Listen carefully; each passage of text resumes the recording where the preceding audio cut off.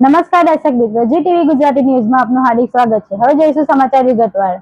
મહાનગરપાલિકા દ્વારા સંચાલિત સ્મીર હોસ્પિટલમાં પેપરલેસ અને કમ્પ્યુટરાઇઝેશન સિસ્ટમ વચ્ચે દવાબારી પર કર્મચારીઓના અભાવને કારણે કતાર લાગી ગઈ છે।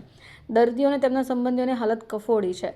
હાલ તો 7 દવાબારી પૈકી 2 બારીઓ પર કર્મચારીઓના ઠેકાણા ન હોવાથી સ્થિતિ મળતી હતી।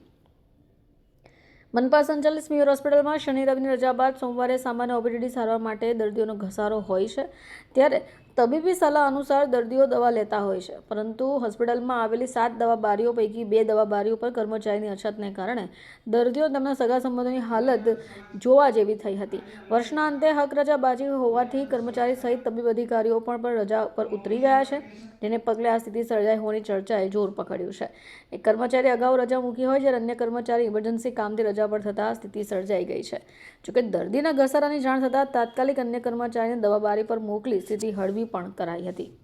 મારું નામ ભાવેશભાઈ રબારી, પૂર્વ કોર્પોરેટર, સુરત મહાનગરપાલિકા।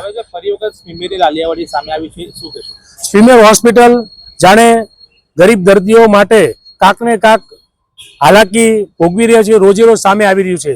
સ્મીમેર હોસ્પિટલની અંદર જે ગરીબ દર્દીઓ આવે છે તેને વહેલામાં તકે સારવાર મળવી જોઈએ અને વહેલામાં તકે પોતે દવા લઈને ઘરે જાય, જેથી કરીને પોતાનો રોજી વિકાસ માટે પોતાનો રોજીનો ધંધો કરી શકે। પરંતુ એના બદલે જ્યારથી સ્મીમેરની અંદર ઓનલાઈન ટોકન લેવાનું સ્માર્ટ જે ડિજિટલ બનાવ્યું છે ત્યારથી વધારે હાલાકી ભોગવી રહ્યા છે।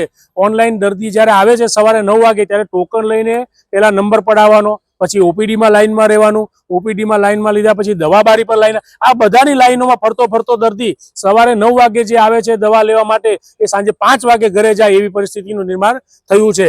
ખાસ કરીને દવાબારી પર તમે જુઓ તો એટલી મોટી લાઈન હોય છે, 2 કલાક સુધી એ લોકો ઊભા રહેવું પડે છે। તમે એક બાજુ ટોકન પ્રથાની વાત કરો છો, જેટલી બારી છે એ બારીમાંથી અડધી બારીઓ બંધ હોય છે। આ બધી જગ્યાએ કોન્ટ્રાક્ટના માણસો બેહારી અને તમે બારીઓ શા માટે વધારતા નથી? અને ગરીબ દર્દીઓ જ્યારે પોતાને દર્દીને બતાવવા આવે છે તો એ લોકો એવું વિચારે છે કે 9 વાગે જઈએ તો 12 વાગે આવીને બપોર પછી પોતાનો ધંધો રોજગાર કરી શકીએ, પરંતુ આજે સ્થિતિ ઉલટી છે।